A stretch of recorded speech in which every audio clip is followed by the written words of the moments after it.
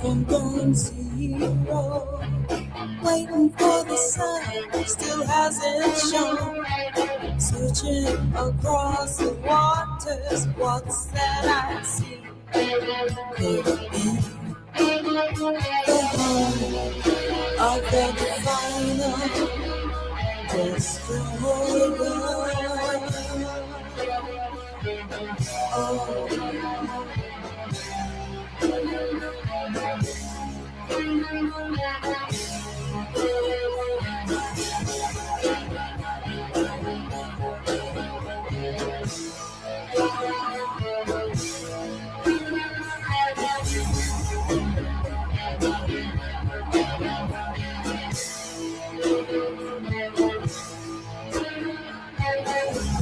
this side of ground zero, doing time with Stevie and Frank. We share a few laughs between us, maybe our last. It's hard to tell, swimming in highballs on ground zero.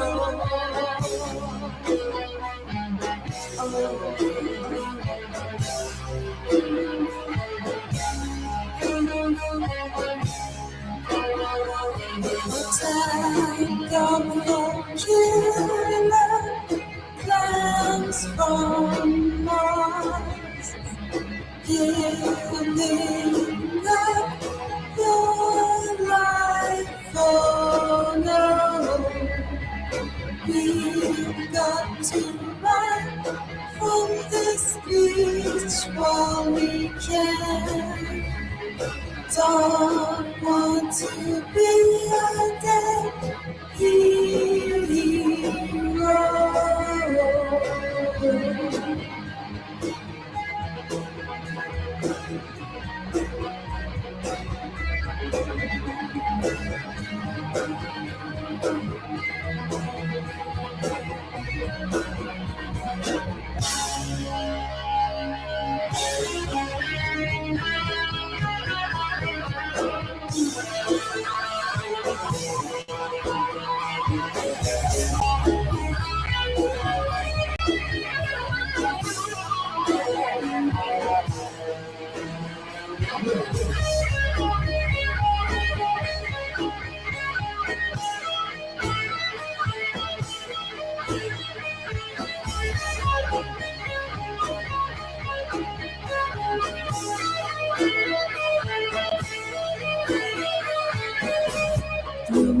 From ground zero, I can see the sun is coming home. Faced with opposition from mankind, that's not kind. So I'm walking home to the final destroyer. Oh,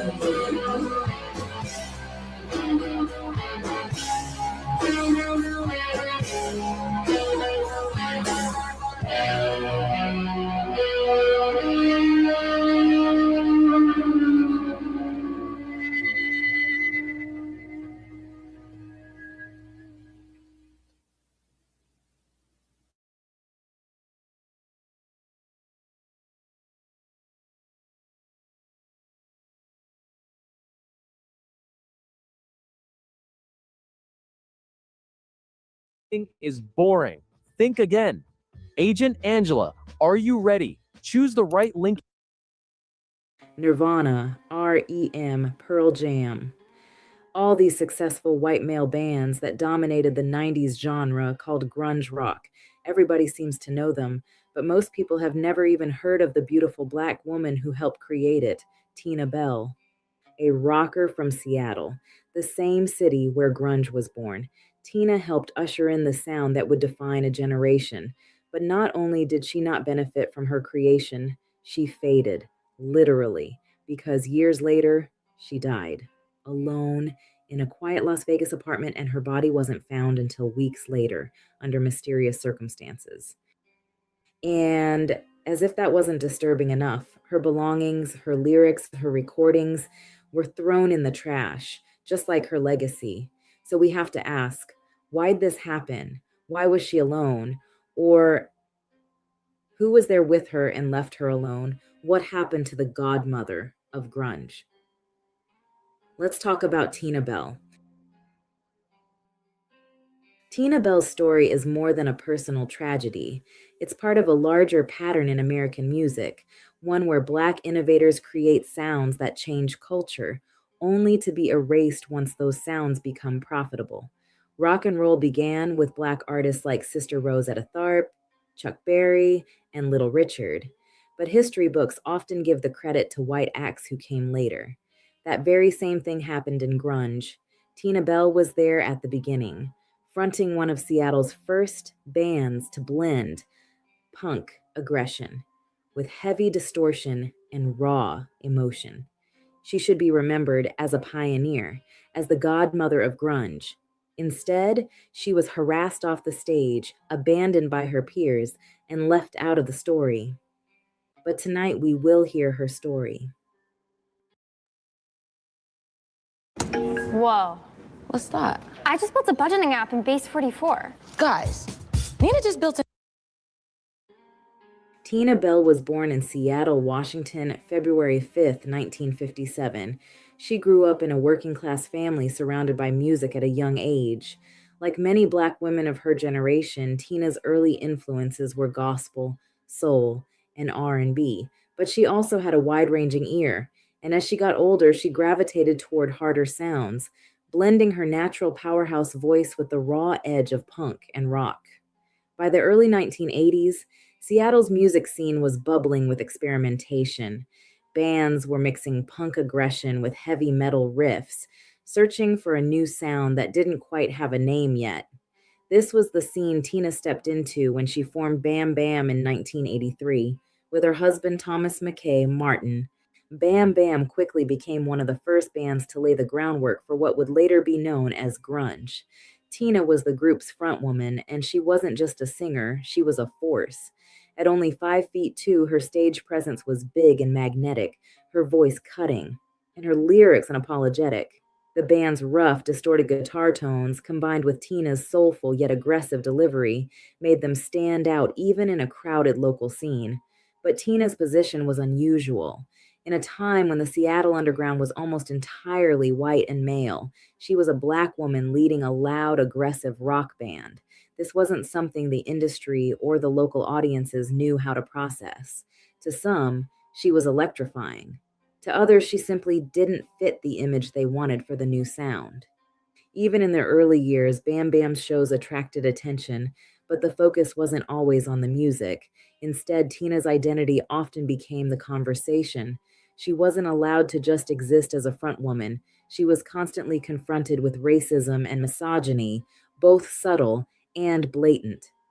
And over time, those pressures would weigh heavily on her career, her reputation, and her legacy. Being the front woman of Bam Bam should have been a triumph. Tina Bell had the voice, the presence, and the vision. But in the Seattle rock world of the 1980s, she was constantly reminded that she was seen as an outsider. The audiences she performed for were often openly hostile. Tina wasn't just dealing with the usual heckling that comes with underground shows. She faced harassment rooted in racism and misogyny. For many in the crowd, the simple fact that a Black woman was commanding the stage in a rock band was enough to provoke them. She was jeered, insulted, and dismissed before she even opened her mouth to sing. And when she did sing, when her voice filled the room, it still wasn't enough to silence the prejudice. Instead of being recognized for her talent, she was forced to endure the constant undertone of, "You don't belong here." The Seattle scene prided itself on being alternative and progressive, but when it came to Tina, the mask slipped. She wasn't afforded the same freedom of expression that her white male counterparts enjoyed. The hostility reached a breaking point one night during a Bam Bam performance. Two skinheads pushed their way to the front of the crowd, shouting racial slurs at Tina, calling her the N-word as she tried to sing. The abuse wasn't subtle. It was loud, violent, and inescapable.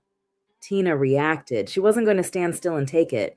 In the middle of the show, she swung her microphone around by the cord like a lasso and cracked the men in the head with it. It was raw, it was furious, and it was self-defense. But instead of being respected for standing up for herself, the incident stuck to her in a different way. From that moment forward, many didn't see Tina Bell as a talented singer-songwriter or a pioneering frontwoman. They saw her as the stereotype they wanted her to be, an angry Black woman.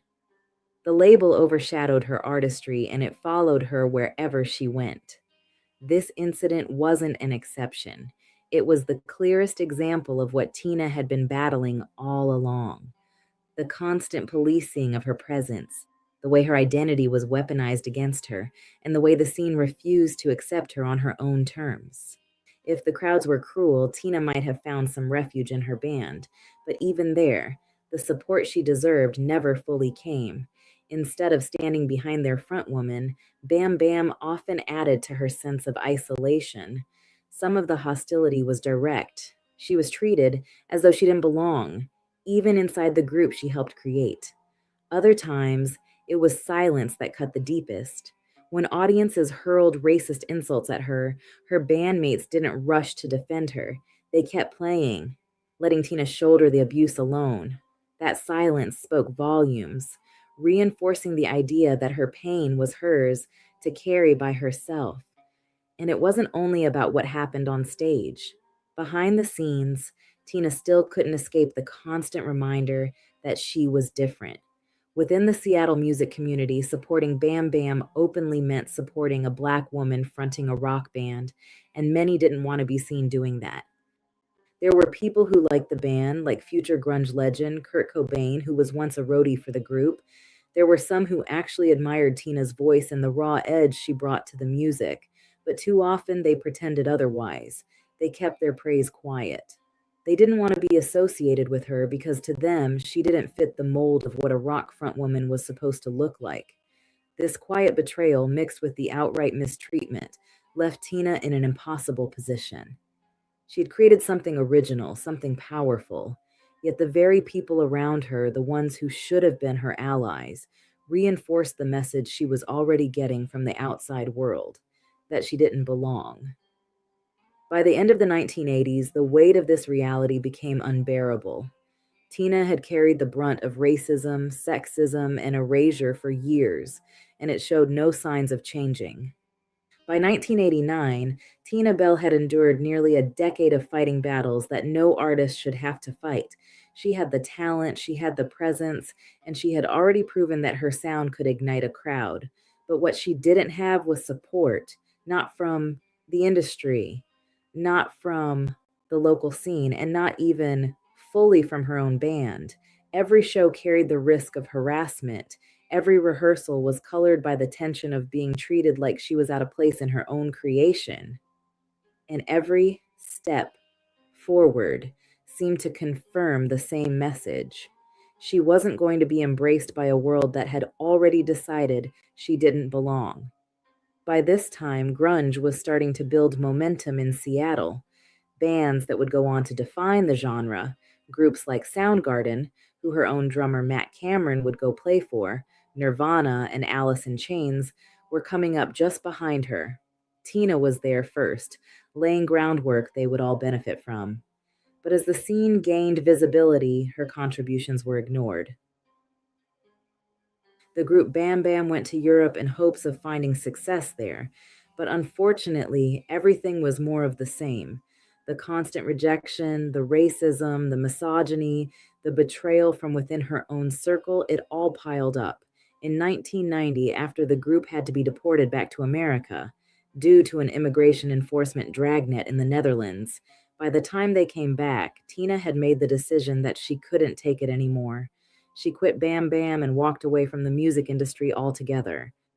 Her exit wasn't announced with press releases or headlines. She didn't go out with a farewell performance. She simply stepped back, leaving behind the band and the stage that had been both her platform and her battlefield. After that, Tina disappeared from the music world completely.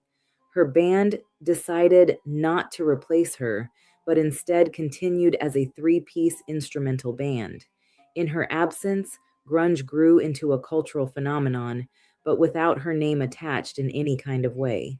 The sound she had helped shape was now fueling careers, record deals, and worldwide tours for others. Tina Bell, meanwhile, had become invisible. After leaving Bam Bam, Tina Bell faded from the public eye. She no longer performed, no longer recorded, and no longer took part in the music scene she helped build. For years, her name was rarely mentioned, even as grunge exploded into a global phenomenon in the early 1990s. Bands that came after her found success, record deals, and international fame.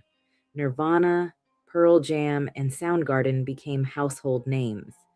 The Seattle scene was celebrated as a revolutionary force in music. Yet, the woman who helped lay its foundation was left out of the story. Tina was living quietly, watching the genre she helped shape turn into an industry dominated almost entirely by white men. Her personal life had also fallen apart as well. Her marriage to Thomas McKay Martin ended in April of 1996, and their son stayed to be raised by his father. So over the following years, Tina lived largely outside of the public eye. She ended up moving into assisted living, and it's there where she occasionally volunteered at a local church, keeping her presence in the community low but steady. By the late 2000s, however, there were signs she was ready to re-engage with her art. Bam Bam's original members had discussed the possibility of a reunion, and her bassist, Scott Ledgerwood, later shared that he and Tina had even begun writing new music together. Beyond that, Tina had her eyes on telling her own story in her own words. Plans were forming for a documentary film and a memoir titled Conversations with the Grunge Queen, to be directed by her son, Academy Award winner TJ Martin. You avoided it for years. The drill, the needles, the anxiety. At Nuvia Dental Implant Center. But those projects would never see completion, because on October 10th, 2012, Tina Bell was found dead in her Las Vegas apartment. The official cause was cirrhosis of the liver, a disease tied to years of damage.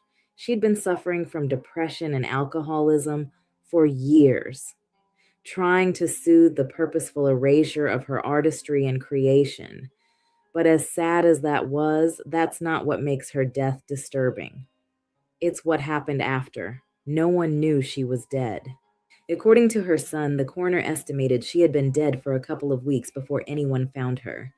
It wasn't until neighbors complained of the putrid smell that she was finally discovered.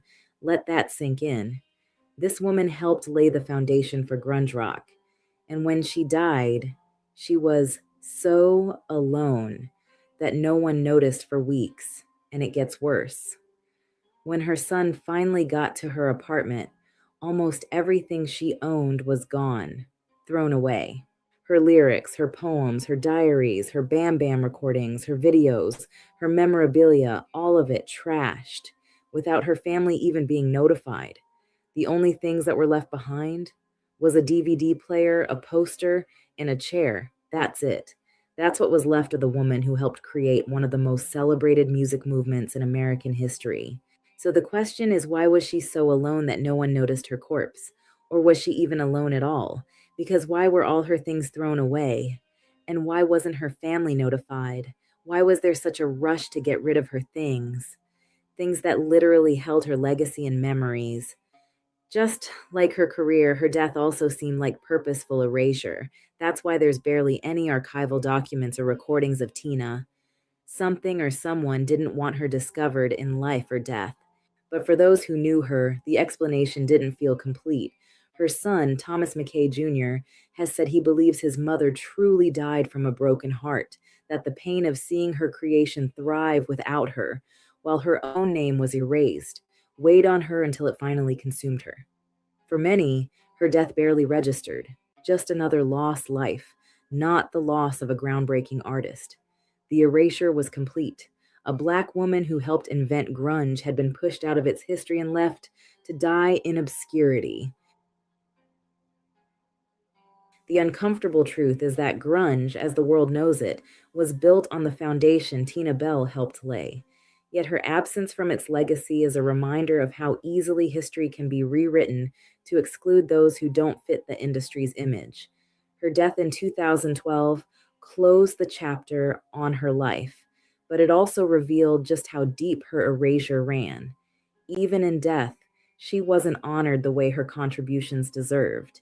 It's only now, years later, that her name is beginning to resurface, carried by researchers, fans, and her own family who refused to let her be forgotten. Tina Bell didn't just disappear, she was erased, and until her name is spoken with the same reverence as the men who came after her, the story of grunge will always be incomplete. So, lurkers, what do you think? Have you ever heard of Tina Bell? Are you familiar with her story and those other bands she helped inspire? Let me know down below. As the parent of advanced high-achieving children, you know they need to be challenged and learning advanced math. This is Sound and Vision.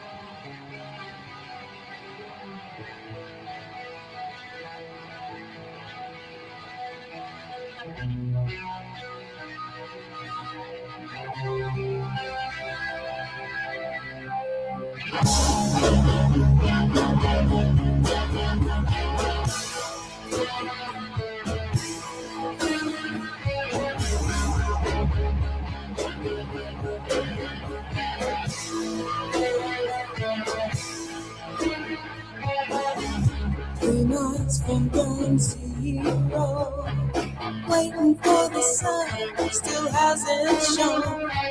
Searching across the waters, what's that I see?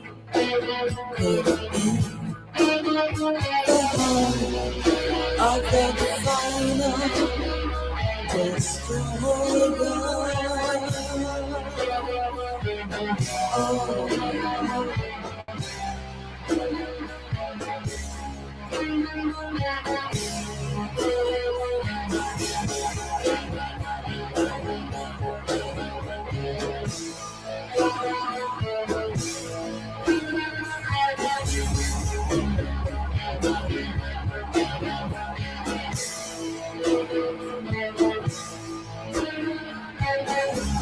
this side of ground zero, doing time, we're steaming and flame.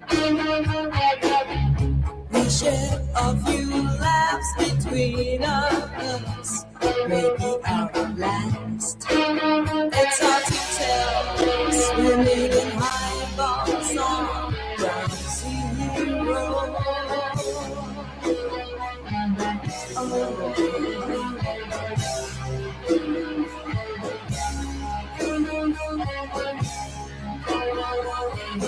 Time come for killer plans from Mars, giving up your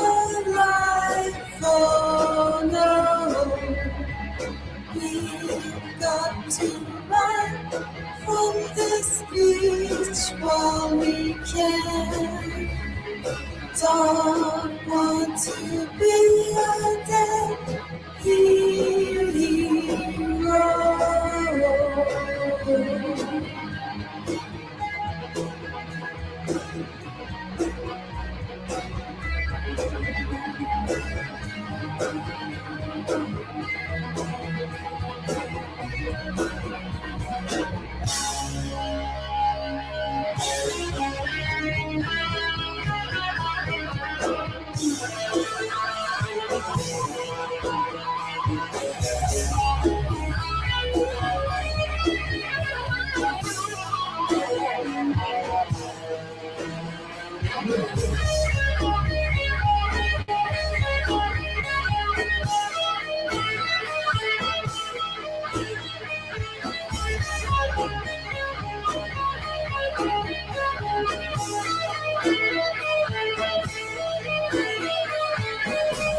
Through nights when I'm zero, I can see the sun is coming home.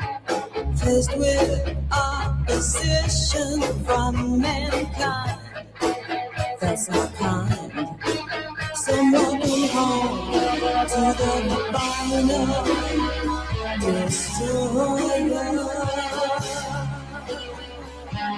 Oh,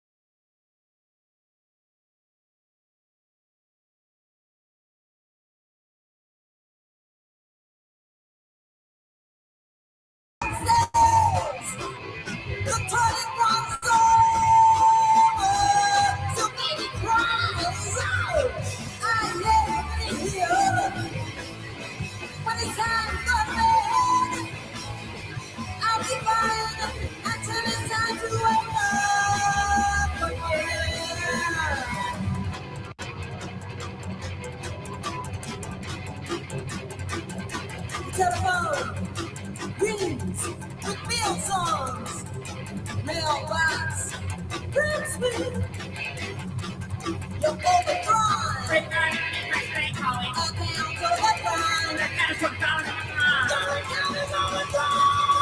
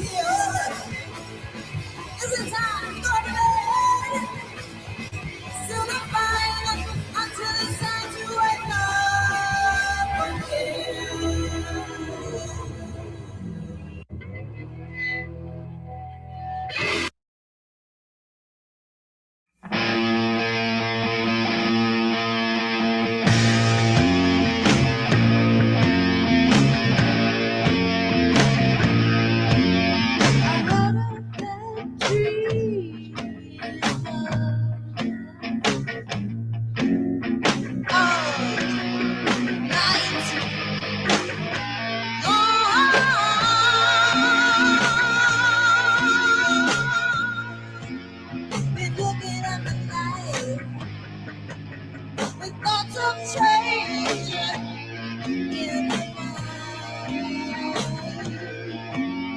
These kisses, yeah, those kisses in the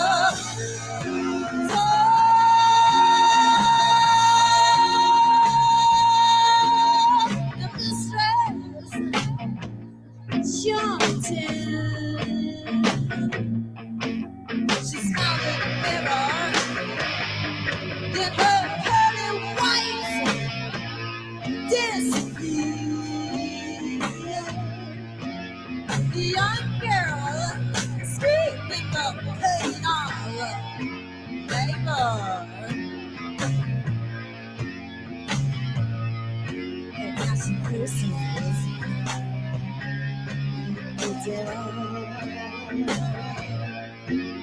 She curses in the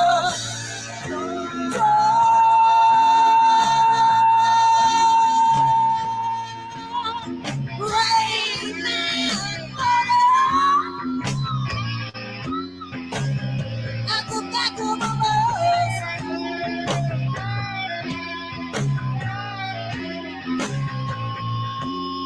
Across the city, the person.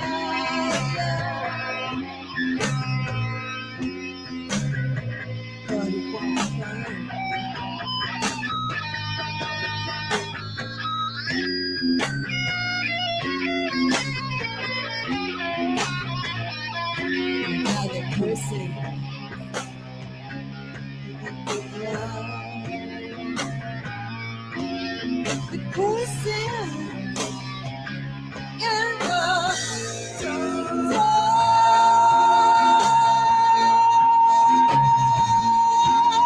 I had a bad dream.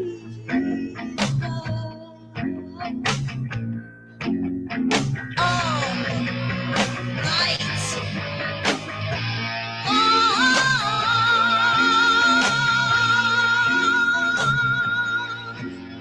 Been looking at my life with thoughts of change in my mind.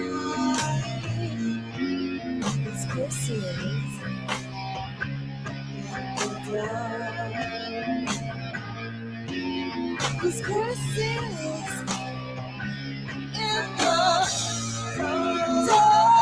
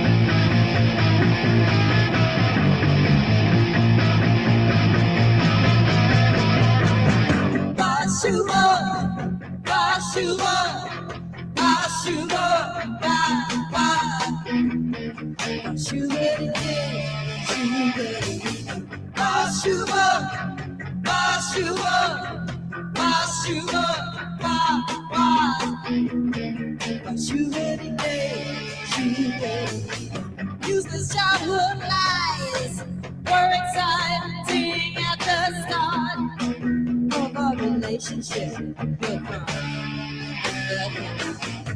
Such as green mass trouble, and you know it. You're just a big tease. Don't use it no more. But forever, always remember, we need to touch in my dreams. When I feel the need to give you a call.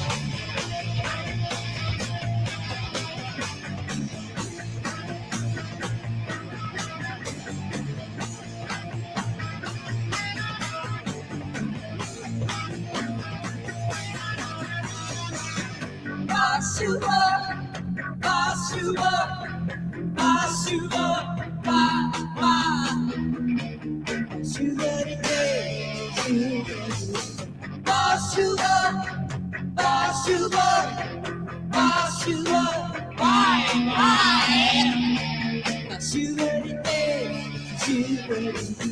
This is childhood lies. We're exciting at the start of our relationship. Such times bring mass trouble, and you know it. You're just a big tease. Don't just go on down the road. But forever, always remember when you tucked in my jeans. When I feel the need to give you a call.